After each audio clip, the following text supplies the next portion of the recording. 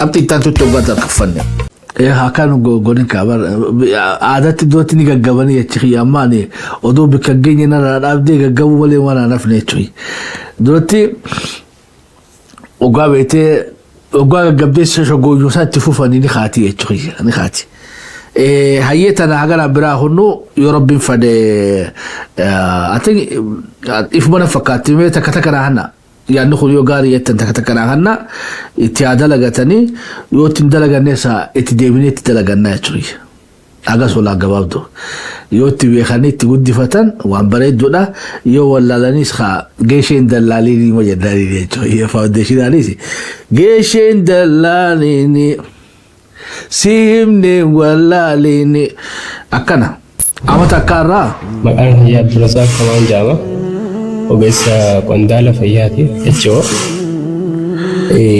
مهني فيا بركارا تجاجلا بلارا خنو جرا كارا ميديكال ايكويبمنت دا تجاجلا ميشالي كتالي كم هندرتي ميشالي برباجسان كانكنا نتكم نوجين تجاجلا رتي ركو ادداتي جرا جوب اماس تجاجلا مانس اذا بريد ما جو ساتين wajin wasila sadarka aka sadarka hospitalati tajalla kan namo qabun hankina hospitali dabamuti hankina meeshale ama diagnosis tingodan corona dadda tinga kesan dabamutin rakole dadda hijracho wajin wal qabate rakon awwal ragaw kaysatu dubartoota da musarati gahu me rakko akan rakko gama hayatinis te rakko gama ekonomi di walkabsisan usaha rakko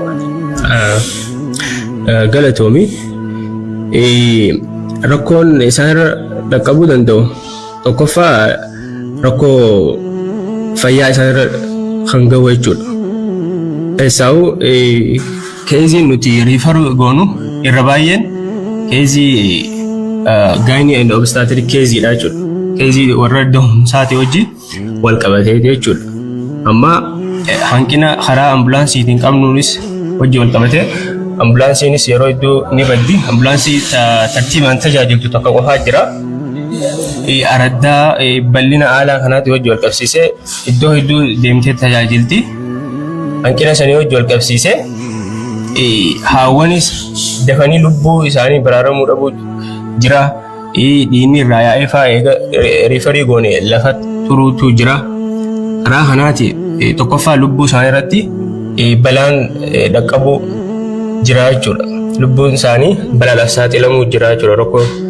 toko khara sanitin khara economy tinis khara isanis basi gudda basani demsa daqabu rafa kharati referi oso hindemin fa hafutu jira jura yero ambulance ndawam teptis khana fakata hara walfio bakaya hamma ulfi najira ma sadiya furraji nijira tarang kunis nijira dige fa ra yahu hidan daaju amma fakenya hore dawum safa diatani kanati APH fa wari kaban wari placenta nisani yero malitti gadame sarra buqefa abrexio placenta fa jama placenta previa fa jama kharan kuni khara hanaro gam ambulance demtun diga yero saniraya ittihamme sufa dandaichu ittihamme sufa danda ambulance ratti rakko amna saniyacha aso hospitali asumatti jarame fi lubbu hawanis yakabame gari ranja aye ni galaton fanda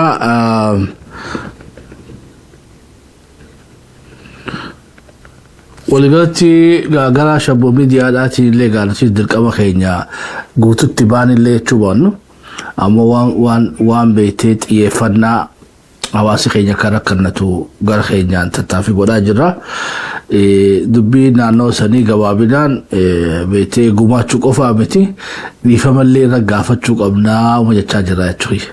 Hoggaa gumaachuun illee dhiifama isarraa turre warra beekte oromummaa keenya kana beekte dukkanarraa ifatti nu baase obsa keessaniin har'a as geenye kanaafuu akkuma kaleessa nu bira dhaabbatanitti har'a beekte waan qabdan nurra fixattanii waan qabnu isan bira dhaabbannaan ati waan barbaachiftu na fakkaatti irraa isa deebi'a hawaasni kun hawaasa waan qabu nurra fixate kanaafuu har'a nutis waan qabnu cinaa dhaabbannu isaaniin jenna injinar Arif Aliidhaa haa galatoomu Dr. Obsa Dr. Nuruddin Suleedhaa Farhaanii fi nama haguma beeku maqaa dhadhawaa jira namoonni sosso'aa jirtan leencoo tokkos maqaa isaanuma argina fakkaata Sheikh Jamal nama hedduudha namoonni biyya keessaa biyya alaarraa sosso'aa jirtan garee South Africaadhaa galatooma garee Saudi Arabiyaadhaa galatooma atik arjummaadhaan USA ammallee habeetee tokkoffaa deemaa jirti khaasa arjummaadhaatiin USA nyaachuun dhooltu Kanadaan lammaffaadha ta'aa jirti Saudi lammaffaadha Kanadaan sadaffaa I think Australian afran faamoo shanaffaadha Awurooppaan ammaan dura qubaa'uu qabdu jechuudha qubaa'uu qabdu gaachinis fooyyaan akka dhufu abdii guddaa qabna waliigalatti kaayyoon beeytee sochii kanaa maali ogaanne tokko buufatuma fayyaadhaatu kaa'ama jiru kana hanqina meeshaa isaa guutu kun minimum jechuudha bare minimum benchmarking beeytee lafa kaayame at least hanqina meeshaa guutuu fi taakka kunu ga'a miti karoorri gaa itti aanu ammaas katti deemu jiru kameeshaa akka dhumtetti haa fudhannu wanni ummatatti iyyannaa jiru meeshaa miti wanni ummatatti iyyannaa jiru tabeetee wanni kana buufata fayyaa kana gara hospitaalatti achi guddisuudhaati adeemsi beetee itti guddatullee I think mukhaanillee numataa jechuudha hospitaala amma kaabineef kaadireen miliyoona 300 fi miliyoona 600 nyaatu sanii miti mukhaa murtanii lafa baqeeffatanii kutaa 4-5 amatu kanaa kutaa 4 daatan amata dhufuus kutaa 4 daane kanaaf siree itti goone ballisaatuma akkasumatti haa deemnu hadhahaatii fi kasiimintootii fi hawannidhaa sayyoo rabbiin fadhe gaafa biraat taa'e jechuudha yeroo ammaa tana keessatti waan practical taate waan visible tahe waan ummanni hojjetachuu danda'u ta miliyoona meeqa kaabinee kannanii miti achi dhaabbattee beektee namniif qabee aboo kutaa takkaan itti daadde kutaa tokko itti da'u hospitaala wanni kanatti kutaa 2 itti da'u kutaa 3 itti da'u kutaa 5 itti da'u kutaalee itti daane kanatti siree meeshaa jalatti daachaa deemu so karoorri gaa beektee ta meeshaadhaa silaa akka dhumtetti haa fudhannu tagara hospitaala ceesisuu kanallee hoggu takkatti beektee hospitaala guddaa miliyoona nin beekaa biyya beektee خيسابه هندن دينيو تشوي الربريدو ومجرو خنا وبيته ومجرو خنا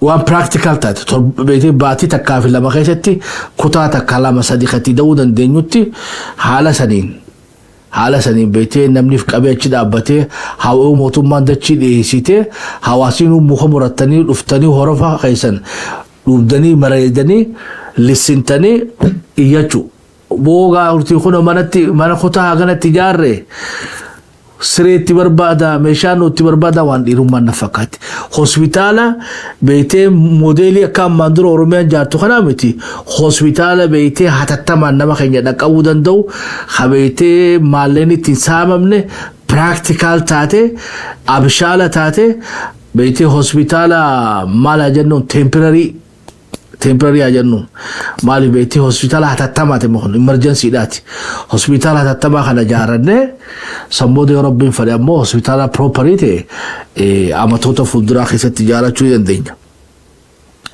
hospital khuris gafat umurabe ogeysa fi mashat foyesite ila sadarka referalitti li guddifachuu yandama so hamma ga kharor khum galma gahu ifachuu sin qabnu abshaalummaadhaan itti hafufnuu jenna. Hawaasni yoo iddoo afuritti hojii teenya daqoodanne waan amma jenne kana godhuu dandeenya. Tokko hawaasa daayaspooraati haga tokkotti jira jechuudha. Egaa hawaasi daayaspooraadhaa jiraate amma keessaa'u naannoo Ameerikaatiif kana samaraatu as deema.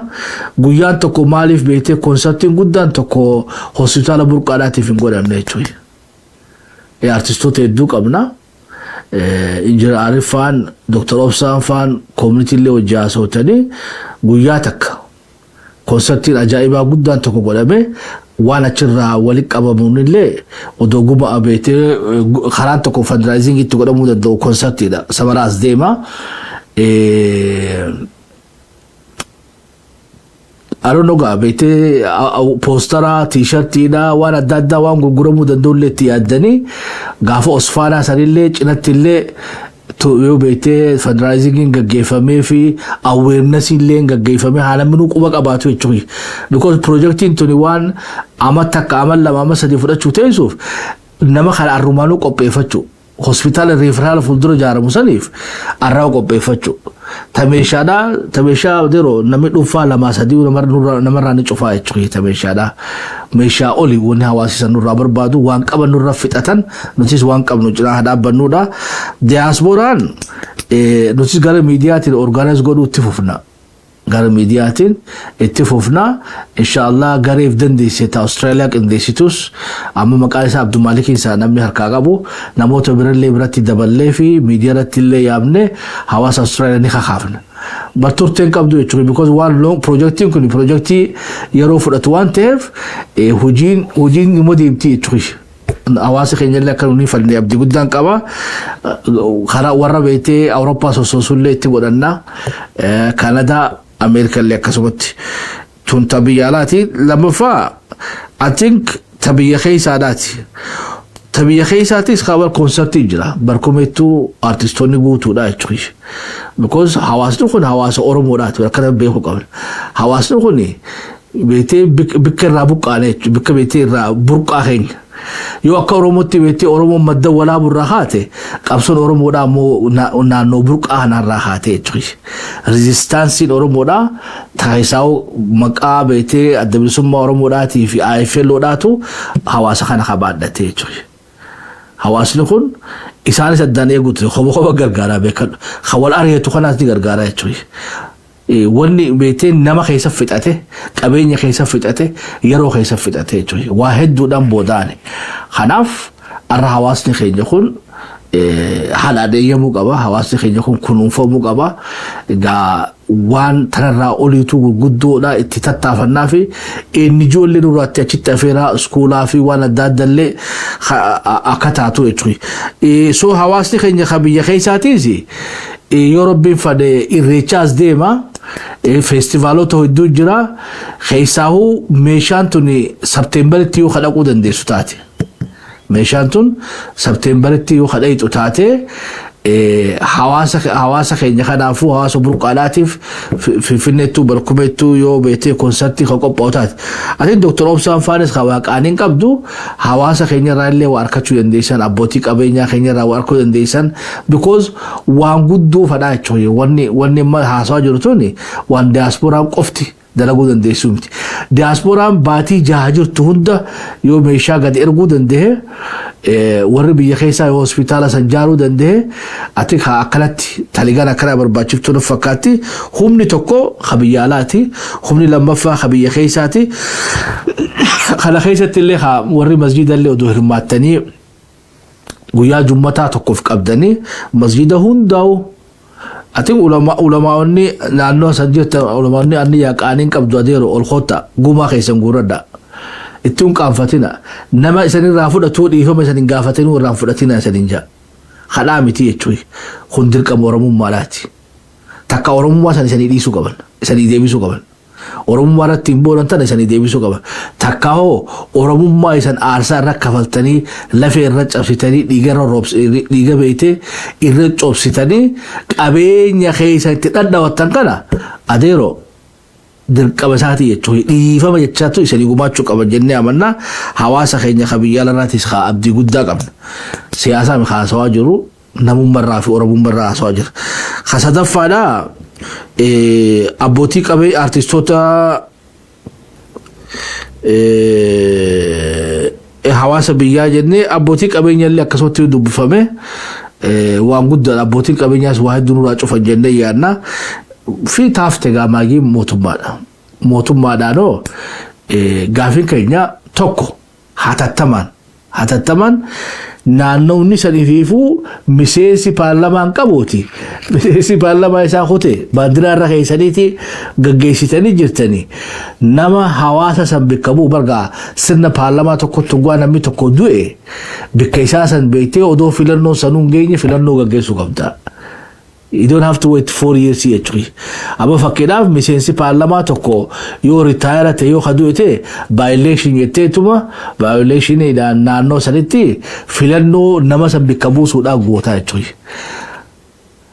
Yogaa naannawni sanii miseensa beetee paarlamaadhaa hin qabaatin tokko lammaffaa gaafiin keenya fiifu baajetaa'uu qabaahii dhama gaafii guddaan.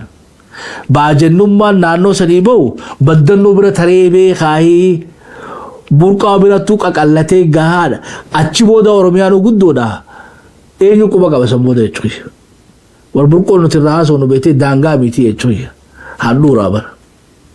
Burqaa achittuu lafti beetee lakkoofsa qabdu jechuudha. Kanaafuu naannawni kuni mootummaan hatattamaan caasaas guutanii fi nama isaa dubbatullee gootanii fi hawaasa kana akka nu baraatan kabajaan isan gaafanna.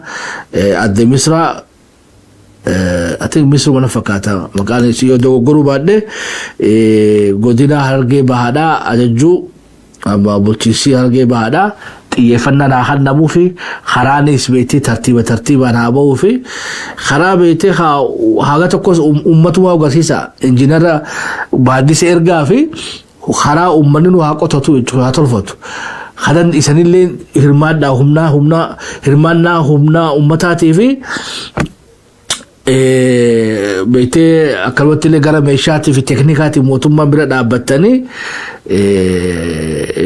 hawaasa kana tokko tokkotti oofachuu dandeenya.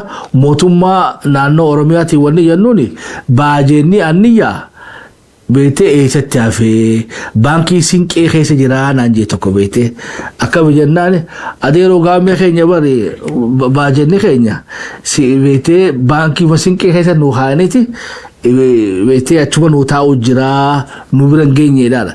Kanaafuu maallaqa baankii sinqee keessan naannoo sanitti gad dabarsaa isan hin jenna. Mootummaa naannoo Oromiyaatiinis mootummaa federaalaatis hawaasa san dhaqqabuun ati isaniifuu maqaa guddaadha jechuudha. Hawaasa san Haile Sillaaseen quban qabu, Dargiin quban qabu, Wayyaaneen quban qabu bara beetee PP'dhaati hospitaalli nu ijaarame, manni barnootaa nu ijaarame, karaan nu ijaarame siyaasaa jabduudha. Yoo katti beektan taate kooridara keessamee tana karaa burqaa kana geessaa jennaan jechuudha. Hawaasa kanaaf beetee karatti jijjiiraaf karaa fi misoomatti jijjiiraaf filannootti aanullee sagalee bareedduu argattanii jechuudha. Uummanni kun yoo toltaniif uummata murtii guutuu jechuudha. Oromoo qulqulluudha. Nama yoo arra harka bira kaayatan barullee isaanii laganne isaanii dagan. Tunis gaa tawaa'ee buufata fayyaadhaa burqaadhaati. Tambiraa takka ta'e irratti daanu billoo fi guysaan gaa seenaa ajaa'ibaa hojjetanii shabboo miidiyaa irratti ammallee namni beetee hawaasa sana harka hawaasa sanii yaate namni quluu beetee anniyyaa ol qabde adeeroo beetee keessaa dubbatti hoottuu jennaan jechuudha. Yoo fayyaa akka harkatti fayyite odoo beetee dhukkuba sukkaratti sirraan jijjiiramne wanni isaan bira nyaatan beetee waadaa odoo isan hin qabne. Odoo isan hin qabne hootaati dubbadha. Dhugaa hawaasa sanii gabbaasaa dubbadha. Dhugaa hawaasa sanii gabbaa akka biilloon haasawetti akka beetee guysaan haasawetti irrumaa tuttuine namni achi hin turre. Namni qabsaawaa taatee hin jiru feetu beetee abaa'oo finjii feetu aayibaa'oo ayifelloo finjii wanni Oromoodhaa hundinuu achi keessaa burqite. Kanaafuu dhuftanii hawaasa kana beetee dhugaa isaa san gabbaa dubbadhaa fi kunuufiifu gumaata guddaa maallaqa qofaa mitara ni awwaalame haasawni sanii hawaasni sanii irraanfatame akka beetee hawaasa san if yaadachiiftan sanii jan